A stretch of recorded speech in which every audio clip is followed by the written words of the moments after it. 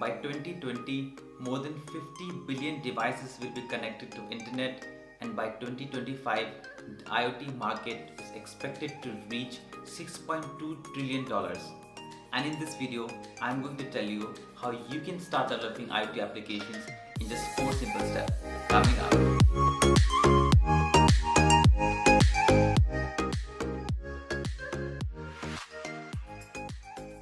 Before we dive into those 4 steps, let us talk a bit about IoT.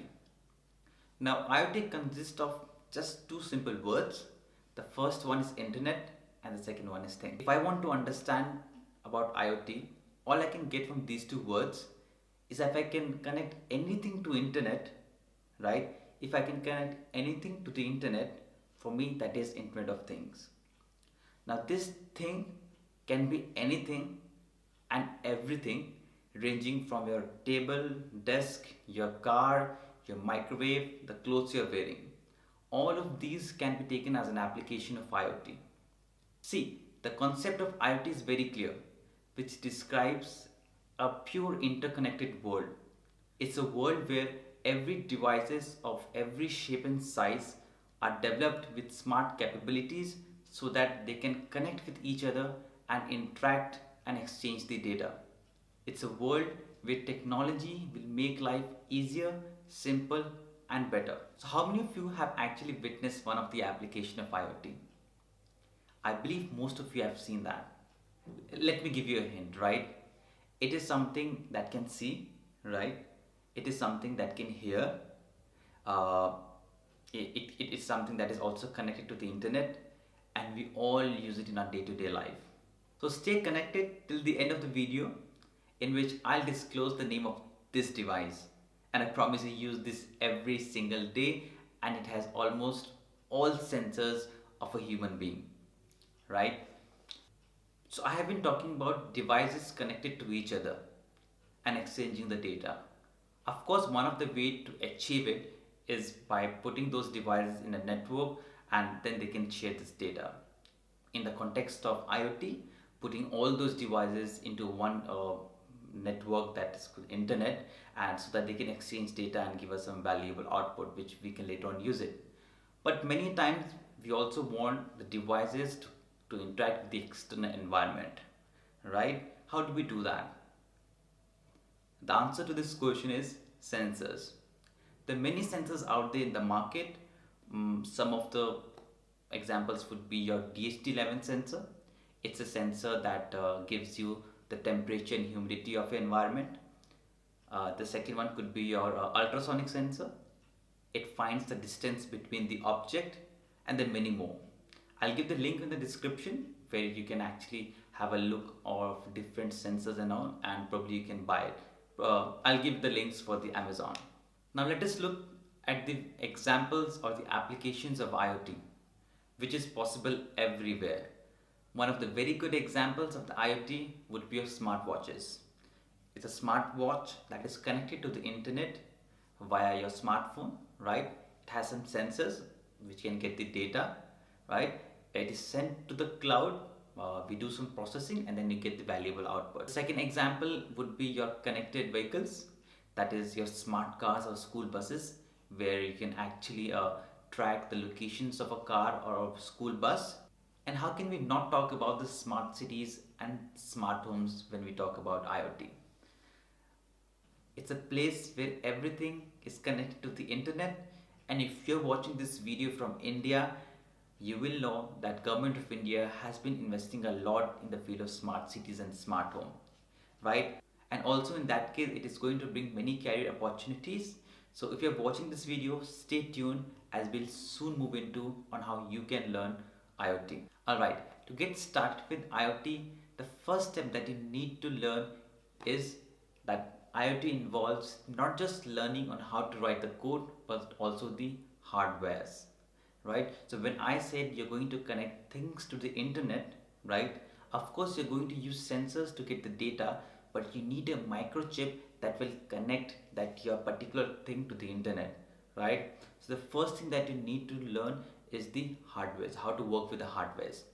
And if you're starting for the first time, if you're a beginner, I would suggest you to start learning Arduino first. I have one with me. This is this one. It's a very small. It's very small. It's called Arduino Uno. You can buy it from the Amazon. I'll give the link in the description. So to get started with how you can program Arduino, it's very easy. If you know C language, then it's going to be very easy for you. So what you do is you take this Arduino, connect it to the laptop, you install the Arduino IDE, and then you start programming it.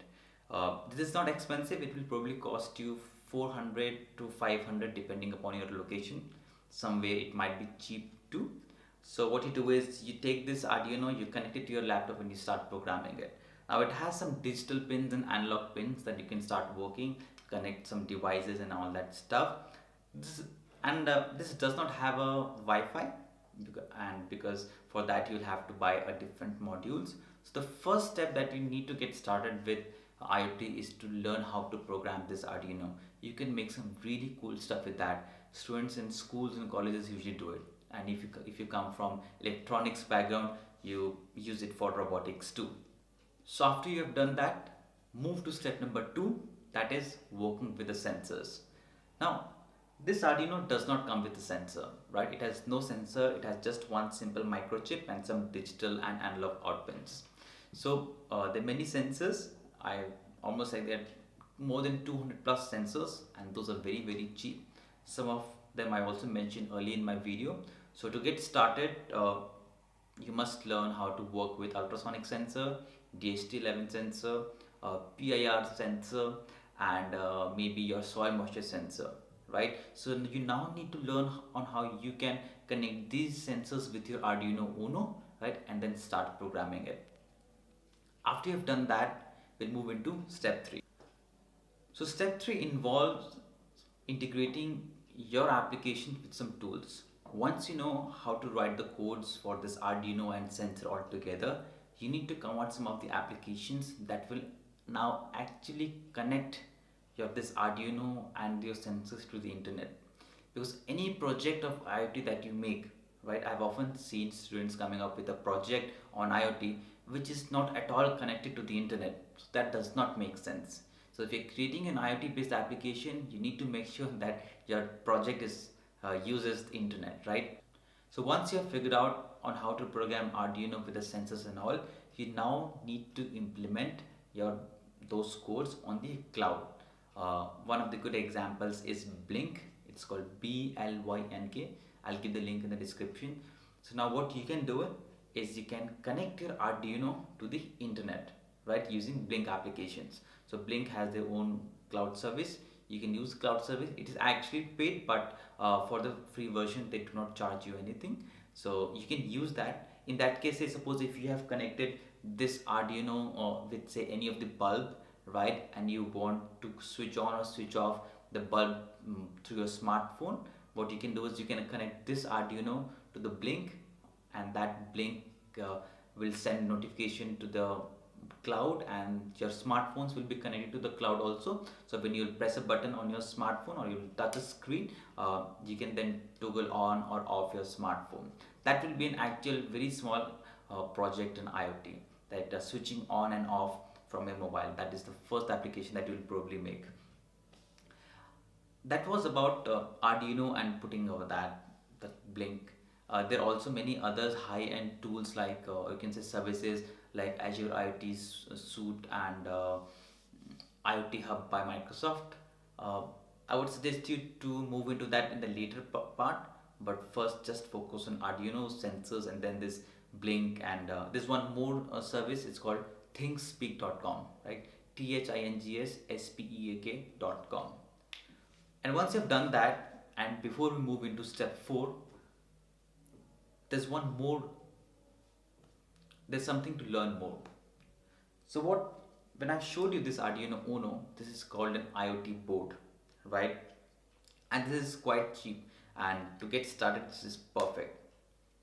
But once you have learned that, right, you now need to shift to one of my favorite IoT board, and that is Raspberry Pi.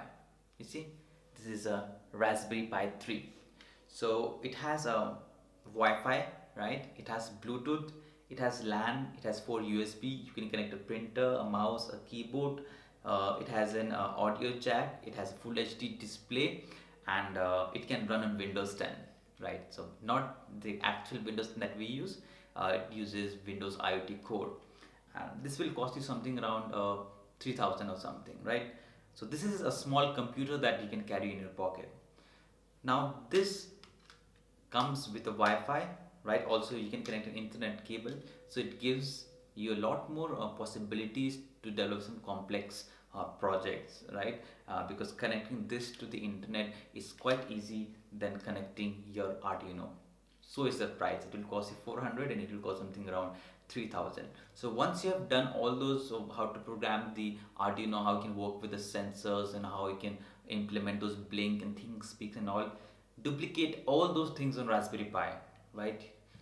All the things that you have learned in Arduino, you need to implement it. Because if you're learning IoT, you must know at least two IoT boards, so that you can tell anyone that, okay, fine, I know how to develop applications on IoT.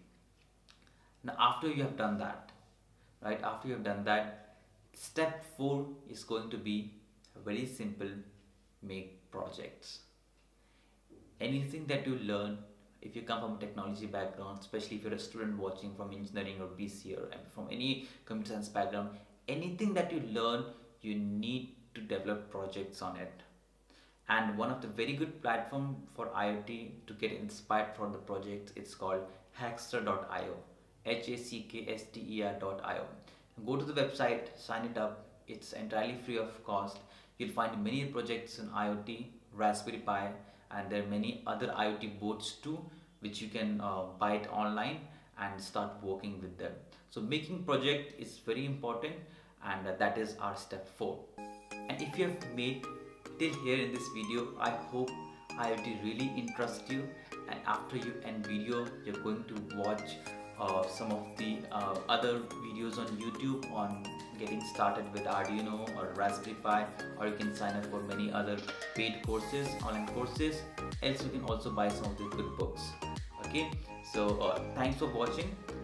Don't forget to like, subscribe and share this video. My name is Stephen Simon. See you in the next video.